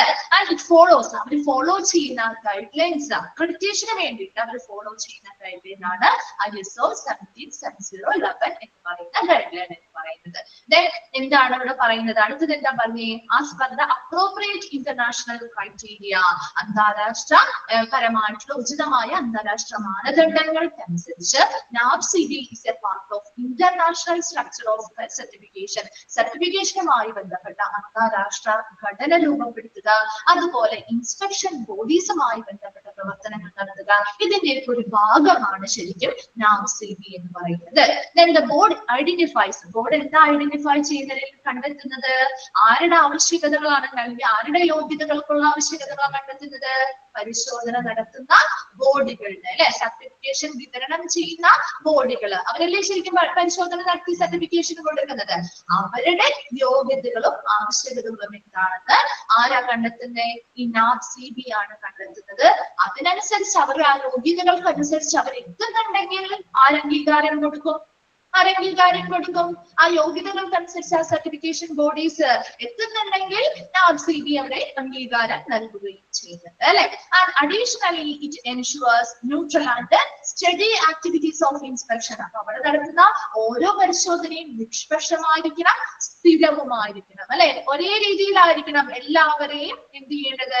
പരിശോധന നടത്തേണ്ടത്. അല്ലാതെ ഒരു സ്ഥാപനത്തിന് ഒരു രീതി, മറ്റൊരു സ്ഥാപനത്തിന് മറ്റൊരു രീതി കൊടുക്കാൻ പാടുണ്ടോ? ഇല്ല. ഒരേ രീതിയിൽ സ്ഥിരമായിട്ടും നിഷ്പക്ഷവുമായിട്ടുള്ള രീതിയിലുള്ള പരിശോധന അവിടെ ഈ സ്ഥാപനം ഉറപ്പുവരുത്തുകയും ചെയ്യുന്നുണ്ട്. ആരുടെ മേൽ അവിടെ ഉറപ്പുവരുത്തുന്നത്? ഈ സർട്ടിഫിക്കേഷൻ ബോഡീസ് അങ്ങനെ പ്രവർത്തിക്കുന്നുണ്ടെന്ന് ഈ NAVCB ഉറപ്പുവരുത്തുകയും ചെയ്യുന്നുണ്ട്. വേഗം വായിച്ചു നോക്കിയത്.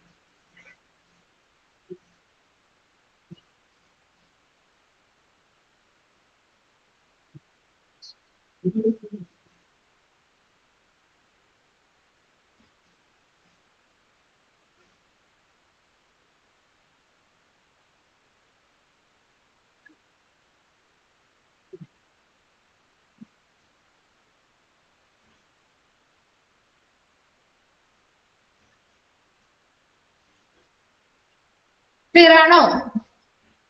ഓക്കെ ആണോ?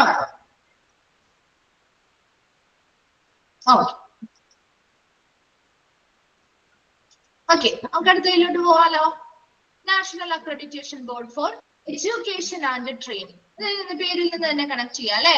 എഡ്യൂക്കേഷൻ ആൻഡ് ട്രെയിനിങ് അല്ലെങ്കിൽ NABET എന്നാണ് കേട്ടോ. നിങ്ങളുടെ അവിടുത്തെ നിങ്ങളുടെ നോട്ടിൽ എങ്ങനെയാണ് കിടക്കുന്നത്? ആ ഒരു എംബ്ലത്തിന് തീരെ കിടക്കുന്നത് കണ്ടോ? അതാണ് കേട്ടോ ശരി, NABET ആണ്. NABET കേട്ടോ. നിങ്ങളുടെ ശരിയായിട്ടാണോ കിടക്കുന്നത്? NABET തന്നെയല്ലേ കിടക്കുന്നത്? ബ്രാക്കറ്റിലിട്ടിരിക്കുന്നത് കറക്റ്റ് ആണ്. കറക്റ്റ് അല്ലെങ്കിൽ ഒന്ന് കറക്റ്റ് ചെയ്യണം കേട്ടോ, തെറ്റരുതേ. NABET എന്നാണ് കേട്ടോ. ഓക്കെ, അപ്പൊ national accreditation board for education and training. അവിടെ എന്താണ്? NABET is responsible for granting accreditation to schools and institutes providing vocational training and recognizing their competence and capability in education. First sentence ഒന്ന് underline ചെയ്തിട്ടേ. NABET എന്ന് പറയുന്നത് എന്തിനാ responsible ആയിട്ടുള്ളതാ? Responsible for granting accreditation to schools and institutions providing vocational training. കേട്ടിട്ടുണ്ടോ? Vocational training നൽകുന്ന schools and institutions പഠിച്ചിട്ടുണ്ടോ നിങ്ങൾ ആരെങ്കിലും? വൊക്കേഷണൽ ട്രെയിനിങ് ഒക്കെ നൽകുന്ന സ്കൂളുകളിലൊക്കെ പഠിച്ചിട്ടുണ്ട് അല്ലെ? ഒക്കെ കേട്ടിട്ടുണ്ടാവും അല്ലെ? അവിടെ തൊഴിലധിഷ്ഠിത ഒരു പരിശീലനമാണ് അവിടെ നൽകുന്നത് അല്ലെ. ശരിക്കും വൊക്കേഷണൽ ട്രെയിനിങ് എന്ന് പറഞ്ഞാലല്ലേ തൊഴിലധിഷ്ഠിത ഒരു പരിശീലനം അല്ലെ. അങ്ങനെ തൊഴിലധിഷ്ഠിത പരിശീലനം നൽകുന്ന സ്കൂളുകൾക്കോ സ്ഥാപനങ്ങൾക്കോ അക്രഡിറ്റേഷൻ നൽകുന്നുണ്ട്. അതാരാ നൽകുന്നത്? NABET എന്ന് പറയുന്ന സ്ഥാപനമാണ്. Then and recognizing their competence and capability in education. വിദ്യാഭ്യാസത്തില് ഈ പറയുന്ന സ്ഥാപനങ്ങളുടെ കഴിവും കാര്യക്ഷമതയും എത്രത്തോളം ഉണ്ട് എന്ന് അംഗീകരിക്കുന്നതിന് അല്ലെങ്കിൽ അത് എത്രത്തോളം ഉണ്ടെന്ന് റെക്കഗ്നൈസ് ചെയ്യുന്നതിനും അംഗീകരിക്കുന്നതിനും ആർക്കാണ് ഉത്തരവാദിത്തമുള്ളത്? ആരാണ് ഇതിന് റെസ്പോൺസിബിൾ ആയിട്ടുള്ളത്? NABET അല്ലെങ്കിൽ national accreditation board for education and training എന്ന് പറയുന്ന സ്ഥാപനമാണ്. രണ്ട് പോയിന്റ്സ് ആണ്, രണ്ടും ഒന്ന് നോട്ട് ചെയ്യണം കേട്ടോ.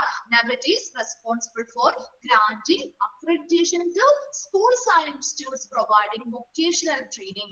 തൊഴിലധിഷ്ഠിത പരിശീലനം നൽകുന്ന സ്കൂളുകൾക്കും സ്ഥാപനങ്ങൾക്കും അക്രഡിറ്റേഷൻ അല്ലെങ്കിൽ അംഗീകാരം നൽകുന്നുണ്ട്.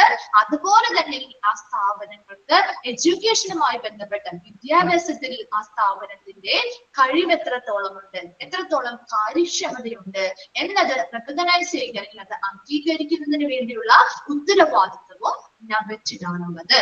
ക്ലിയർ അല്ലേ ഫസ്റ്റ് പോയിന്റ്?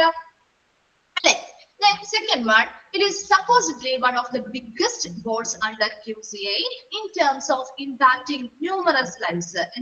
എണ്ണമറ്റ ജീവിതങ്ങൾ അല്ലെ, numerous lives അല്ലെങ്കിൽ എണ്ണമറ്റ ജീവിതങ്ങളെ ഇമ്പാക്ട് ചെയ്യുക അല്ലെങ്കിൽ സ്വാധീനിക്കുന്ന കാര്യത്തില് QCAയുടെ കീഴിലുള്ള ഒരു ഏറ്റവും വലിയ ഒരു ബോർഡായിട്ട് നമുക്ക് എന്തെന്ന് പറയാം? ഏതിനെ പറയാം? NABET-നെ പറയാം. കാരണം എന്തുകൊണ്ടാണ് അവരവിടെ ന്യൂമറസ് ലൈഫ്സിനെ ഇമ്പാക്ട് ചെയ്യുന്നു അല്ലെങ്കിൽ ഒരു എണ്ണമറ്റ ആളുകളെ ഇമ്പാക്ട് ചെയ്യുന്നു അല്ലെങ്കിൽ സ്വാധീനിക്കുന്നു എന്ന് പറയാനുള്ള കാരണം എന്താ? അത് എന്തുകൊണ്ടായിരിക്കും? നിങ്ങൾക്കൊന്ന് ആലോചിച്ചാൽ മനസ്സിലാവൂലേ? എന്തുകൊണ്ടായിരിക്കാം അങ്ങനെ ഒരു ഇമ്പാക്ട് വരുന്നു എന്ന് പറയുന്നത്? അതെ, എഡ്യൂക്കേഷനുമായി ബന്ധപ്പെട്ടാണ് നമ്മൾ പറയുന്നത് അല്ലെ. നമ്മളിവിടെ കൂടുതലും സ്കൂളുകളും സ്ഥാപനങ്ങളും വിദ്യാഭ്യാസ സ്ഥാപനങ്ങളെയാണ്. ഒത്തിരി പേര് അതിന് കീഴിൽ ഉൾപ്പെടുന്നില്ലേ അല്ലെ? സ്റ്റുഡൻസ് ആയിട്ട് ഒത്തിരി പേര്, ഇപ്പൊ ഒരു വർഷം എത്ര കുട്ടികളായിരിക്കാം അല്ലെ? ഒത്തിരി ആളുകൾ അതിൽ ഉൾപ്പെടുന്നത് കൊണ്ട് തന്നെ ഒത്തിരി പേരെ സ്വാധീനിക്കുന്ന രീതിയിൽ ആരാണ് ഈ ഒരു സ്ഥാപനം ഉണ്ടാകുന്നത്. അതുകൊണ്ട് തന്നെ ഒത്തിരി പേരെ ഇതിൽ സ്വാധീനം ചെലുത്തുന്നത് കൊണ്ട് നമ്മുടെ QCAയുടെ കീഴിലുള്ള ബോർഡുകളിൽ ഏറ്റവും വലിയൊരു ബോർഡായിട്ട് നമുക്ക് എന്തിനെ കണക്കാക്കാൻ പറ്റും? അതാണ് supposedly one of the biggest boards under QCA in terms of impacting numerous lives. എന്തിന്റെ ടേംസിൽ കണക്കാക്കുമ്പോഴാണ്? ഒത്തിരി എണ്ണമറ്റ ആളുകളെ സ്വാധീനിക്കുന്ന ഒരു ബോർഡ് എന്ന രീതിയിൽ കണക്കാക്കുമ്പോൾ QCAയുടെ കീഴിൽ വരുന്ന ഈ 5 ബോർഡുകളിലും ഏറ്റവും വലിയ ബോർഡായിട്ട് നമുക്ക് എന്തെന്ന് പറയാം? എന്തിനെ പറയാമെന്നാ പറയുന്നേ? NABET-നെ പറയാം. ക്ലിയർ ആയോ? അതെന്താ അവിടെ ഉദ്ദേശിക്കുന്നത്? വലിയൊരു ബോർഡ് എന്നതുകൊണ്ടല്ല അവിടെ ഉദ്ദേശിക്കുന്നത്, പക്ഷെ എന്താ, ഒത്തിരി പേരെ സ്വാധീനിക്കാൻ കഴിവുള്ളത് കൊണ്ടാണ് NABET ഒരു ബിഗ്ഗസ്റ്റ് ആയിട്ടുള്ള ഒരു ബോർഡായിട്ട് നമ്മൾ QCAയുടെ കീഴിലുള്ള ഒരു ബിഗ്ഗസ്റ്റ് ബോർഡായിട്ട് കൺസിഡർ ചെയ്യുന്നത്. ക്ലിയർ അല്ലേ? Next വരുന്നത്, it ensures that the education standard cope with the demand and supply of working professionals nationally and internationally. ensures ഉറപ്പുവരുത്തുന്നു എഡ്യൂക്കേഷൻ സ്റ്റാൻഡേർഡ്സ്, വിദ്യാഭ്യാസവുമായി ബന്ധപ്പെട്ട സ്റ്റാൻഡേർഡ്സ് അല്ലെങ്കിൽ മാനദണ്ഡങ്ങൾ എന്തുമായിട്ട് സാമ്യം അല്ലെങ്കിൽ എന്തുമായിട്ട് കോപ്പറേറ്റ് ചെയ്യുന്നുണ്ട്? With the demand and supply of working professionals. അവിടെ work ചെയ്യുന്ന ജോലിക്കാരുടെ nationally and internationally എന്ന് പറയുന്നത് എന്താണ്? ദേശീയവും അതുപോലെ അന്തർദേശീയവും പരമായിട്ടുള്ള അവിടുത്തെ ജോലി ചെയ്യുന്ന പ്രൊഫഷണൽസിന്റെ ഡിമാൻഡ്, അവരുടെ ആവശ്യകതക്കനുസരിച്ച്, അതുപോലെ തന്നെ സപ്ലൈ. എന്താണ് ഇവിടെ സപ്ലൈ ചെയ്യുന്നത്? ഒരു വിദ്യാഭ്യാസ സ്ഥാപനത്തിൽ എന്തായിരിക്കും സപ്ലൈ ചെയ്യുക? എന്തായിരിക്കും അവിടെ സപ്ലൈ ചെയ്യുക? എഡ്യൂക്കേഷൻ ആണ് അല്ലെ, അറിവാണ് അവിടെ സപ്ലൈ ചെയ്യുന്നത്. അവരുടെ ആവശ്യകത, ഒരു വർക്കിംഗ് പ്രൊഫഷണലിന്റെ ആവശ്യകതകൾക്കനുസരിച്ച്. ഇത് രണ്ടുമുണ്ട്, നാഷണലി ആൻഡ് ഇന്റർനാഷണലി. ദേശീയപരവും അന്താരാഷ്ട്രപരവുമായിട്ടുള്ള അന്തർദേശീയപരവുമായിട്ടുള്ള അവരുടെ ആവശ്യകതകൾക്കനുസരിച്ച്, അതുപോലെ തന്നെ അവർ നൽകുന്ന എഡ്യൂക്കേഷൻസ് അല്ലെ, അവർ സപ്ലൈ ചെയ്യുന്ന എഡ്യൂക്കേഷൻ അല്ലെങ്കിൽ നോളജുകൾ എങ്ങനെയുള്ളതായിരിക്കണം? കൃത്യമായ വിദ്യാഭ്യാസ സ്റ്റാൻഡേർഡുകൾ പാലിച്ചുകൊണ്ടായിരിക്കണം അല്ലെ. അത് കൃത്യമായിട്ട് ആരുറപ്പ് വരുത്തുന്നുണ്ട് ഇവിടെ? ആ ഒരു സ്ഥാപനത്തില് അങ്ങനെ ഒരു എഡ്യൂക്കേഷൻ സ്റ്റാൻഡേർഡ് പാലിക്കുന്നുണ്ടെന്ന് ആരോ ഉറപ്പുവരുത്തുന്നത്? NABET ആണ് ഉറപ്പുവരുത്തുന്നത്. Then it undertakes the enhancement of teaching and learning process and improving the evaluation methods by inculcating national curricular objectives in schooling process and structure through accreditation. Then അടുത്തത് എന്താ പറയുന്നേ? It undertakes the enhancement of the teaching and learning process. ഒരു സ്ഥാപനം, ഒരു വിദ്യാഭ്യാസ സ്ഥാപനത്തില് teaching and learning process അല്ലേ നടത്തുന്നത്? ആണോ? ഒരു ടീച്ചർ, ഇപ്പൊ നമ്മളാണെങ്കിലും അങ്ങനെയല്ലേ ചെയ്യുന്നേ? ഒരു ടീച്ചിങ് ആൻഡ് ലേണിംഗ്, ഒരു ടീച്ചർ നിങ്ങൾക്ക് പഠിപ്പിച്ചു തരുന്നുണ്ട്, നിങ്ങൾ അത് എന്ത് ചെയ്യുന്നുണ്ട്? കേട്ട് പഠിക്കുന്നുണ്ട് അല്ലെ? അപ്പൊ അവിടെ ഒരു ടീച്ചിങ് ലേണിംഗ് പ്രോസസ് ആണ് നടക്കുന്നത്. അതിനെ എന്ത് ചെയ്യുന്നു? എൻഹാൻസ് ചെയ്യുന്നു, അല്ലെങ്കിൽ എന്ത് ചെയ്യുന്നു? ഉയർത്തിക്കൊണ്ടുവരാനായിട്ട് ഇത് എന്ത് ചെയ്യുന്നുണ്ട്? സഹായിക്കുന്നുണ്ട്. And improving the evaluation. ഇനി നമ്മുടെ ഇവിടെ ഒരു teaching standard, teaching and learning മാത്രമാണോ ചെയ്യുന്നത്? ഇവാലുവേഷൻ മെത്തേഡ്സ് ചെയ്യാറില്ലേ? ഉണ്ടോ? ഇവാലുവേഷൻ മെത്തേഡ്സ് ചെയ്യാറുണ്ടോ? എന്താണ് നിങ്ങളുടെ ഇവാലുവേഷൻ മെത്തേഡ്സ്? ഏതാണ്? എക്സാംസ് നടത്തുക അല്ലെ? കുട്ടികൾ അതിനനുസരിച്ചുള്ള കൃത്യമായ ലേണിംഗ് കാര്യങ്ങൾ പഠിക്കുന്നുണ്ടോ? അതൊക്കെ അറിയാൻ വേണ്ടി നമ്മൾ എന്ത് ചെയ്യും? ഇവാലുവേഷൻ മെത്തേഡ്സ് ചെയ്യാറുണ്ട് അല്ലെ? വിലയിരുത്തൽ നടത്താറുണ്ട് പല രീതികളിലൂടെ. അങ്ങനെയുള്ള ഇവാലുവേഷൻ മെത്തേഡ്സ് ഇംപ്രൂവ് ചെയ്യാനായിട്ട് ഈ പറയുന്ന നെബറ്റ് വഴി സഹായകമാകുന്നുണ്ട്.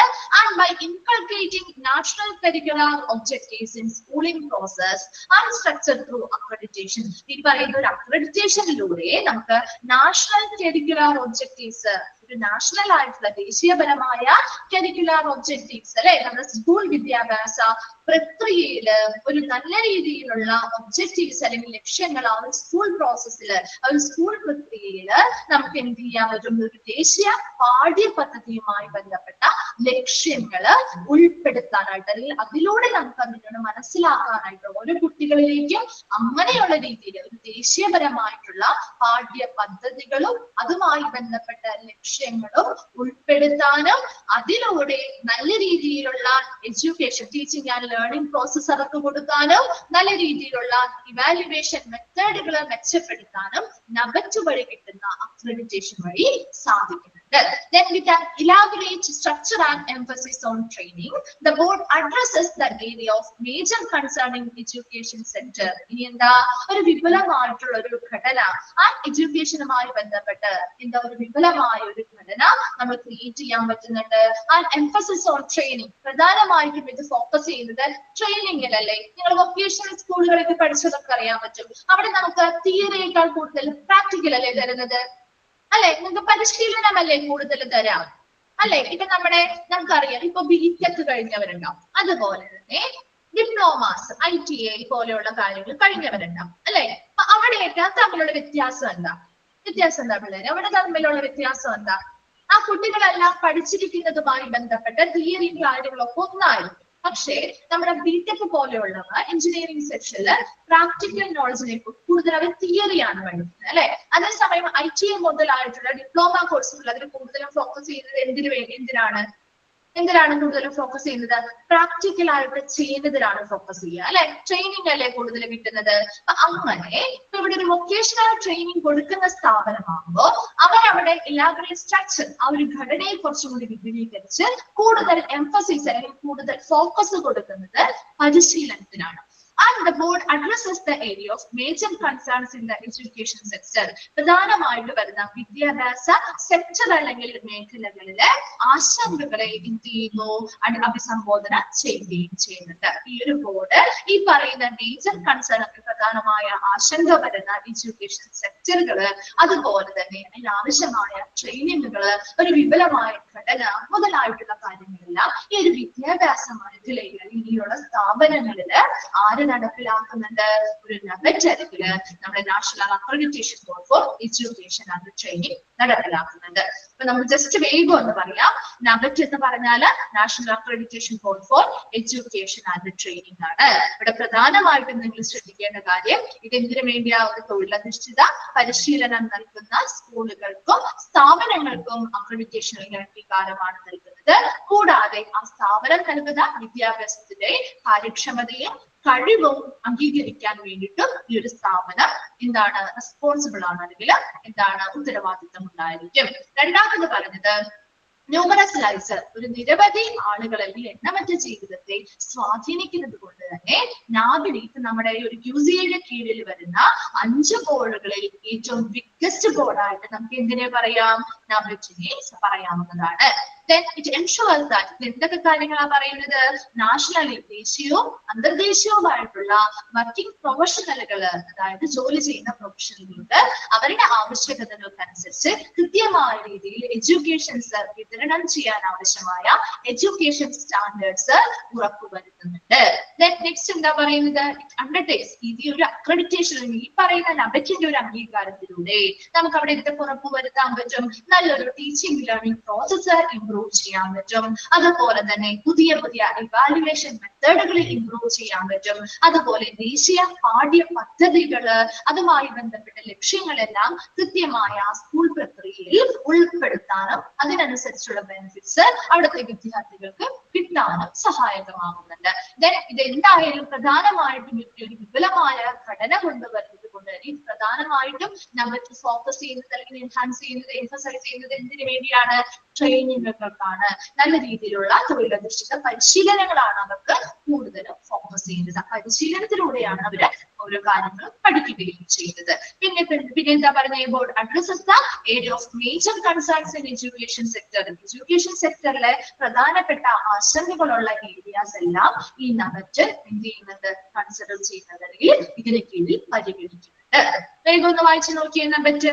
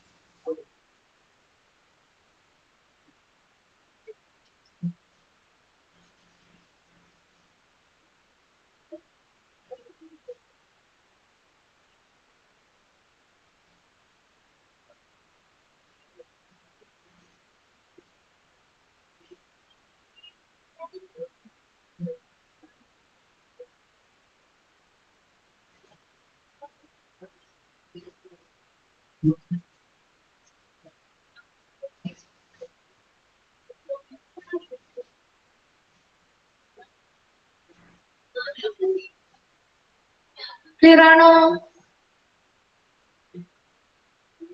പഠിച്ചു കഴിഞ്ഞോ? ഓക്കെ ആണോ? പിന്നെ ഇതിന്റെ ഭാഗങ്ങളൊക്കെ ക്ലിയർ ആണോ? അടുത്ത ദിവസം വരുമ്പോ ഒന്ന് വായിച്ചിട്ട് വരാം കേട്ടോ. നെക്സ്റ്റ് നമുക്ക് അടുത്ത ക്ലാസ്സിൽ എടുക്കാം. ഒരു 5 എണ്ണം ഉണ്ട്. അത് കഴിഞ്ഞാലാണ് നമുക്ക് അടുത്ത ഭാഗത്തേക്ക് പോകാൻ പറ്റുള്ളൂ കേട്ടോ. അപ്പൊ അടുത്ത ക്ലാസ്സിൽ നമുക്ക് അടുത്തത് കണ്ടിന്യൂ ചെയ്യാം കേട്ടോ. Okay, thank you.